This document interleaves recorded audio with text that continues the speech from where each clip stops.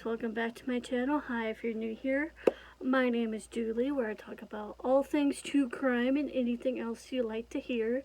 And if you're oldie but a goodie, hi, how are you today?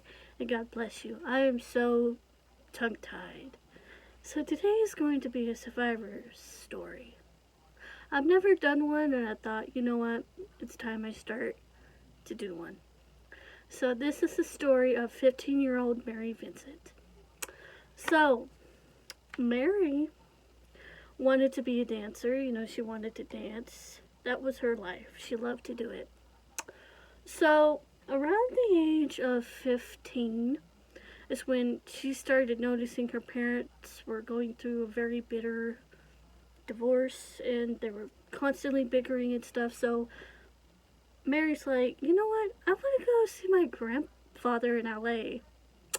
So she's like, I'm gonna hitchhike. Back then in the 70s and 80s, it was a big thing to hitchhike everywhere. You stick out your thumb and you're like, hey, I need a ride.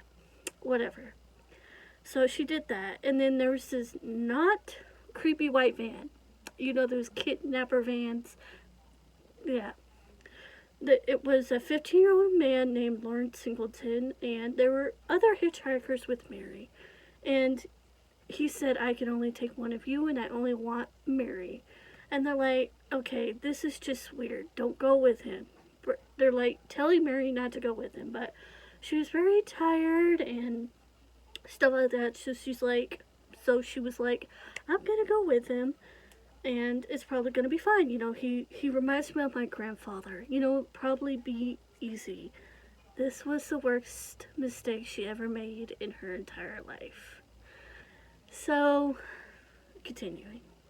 So she gets in the car with him and she sneezes.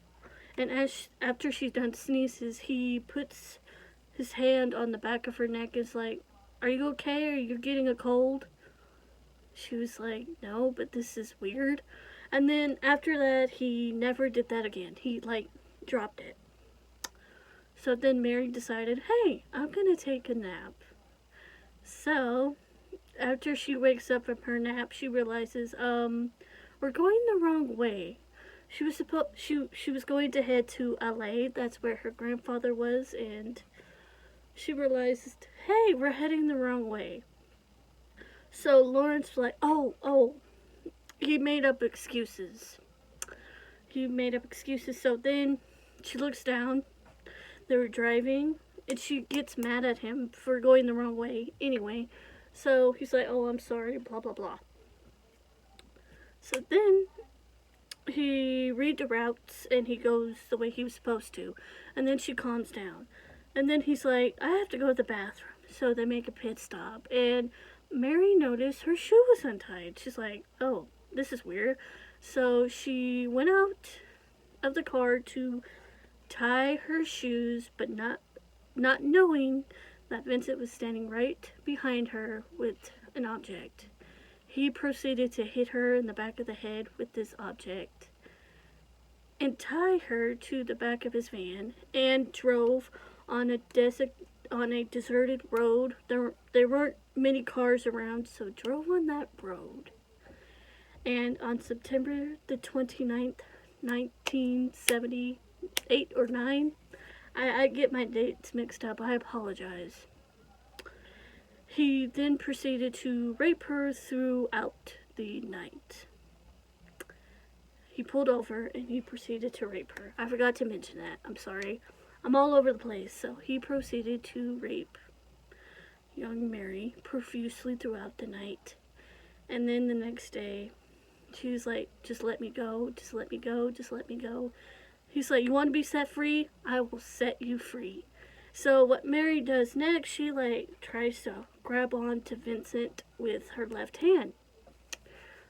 She doesn't notice at the time. She's holding on, and she feels like she's falling backwards. She's like, wait, I'm holding on to him, but why do I feel like I'm falling backwards? He proceeded to grab a machete and cut her left arm off. And then she proceeded to hold on with her right arm, and he proceeded to cut that arm off as well. So then, after that happened, he proceeded to be like, I'm done with Mary. He proceeded to throw her off a 30-foot cliff into a metal pipe area. So Mary was bleeding profusely.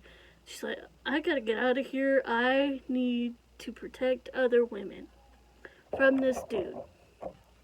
So she proceeds to put her hand, whatever left of her hand is, in mud, and proceeds to use his mud mixture and proceeds to walk up the cliff. The 30-foot cliff.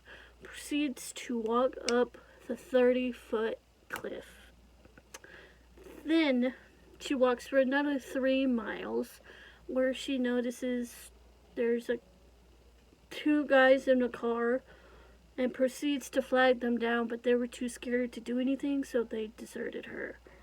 And then there was a couple that stopped and helped her, took her to the hospital, rushed her to the hospital.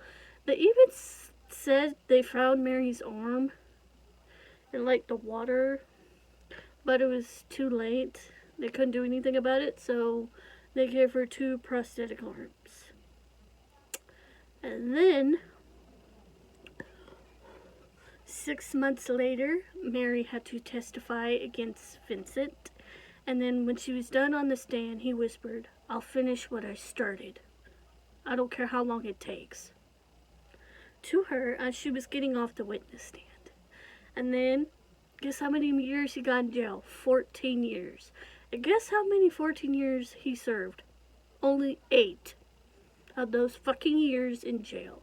So Mary was living her life, blah, blah, blah. And she was like, she found out on the day she was supposed to get married that Vincent was let out. And she was devastated. She was terrified. So, yeah, she was freaking terrified. So then, he was trying to find a place to live because nobody wanted him. So he ended back up at the jail that he served his time in because that's the only place that would accept him in St. Quentin. He served his time in St. Quentin, and then he lived in a trailer on the property. And he had to, guys, I'm sorry, I'm out of breath. So yeah. So then, after that happened, he decided he wants another victim. Now, this victim was a girl that looked a little bit like Mary, had 3 children, I think, 3 or 2. He decided to walk up to her, take her to his house, proceeded to rape her, and then after he grabbed a knife and started stabbing her, and the victim actually passed away.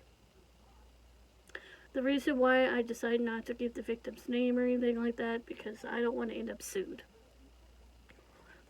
People be doing that, and guys, I'm just going to let you know, please don't do that. You could get sued, so I'd rather not.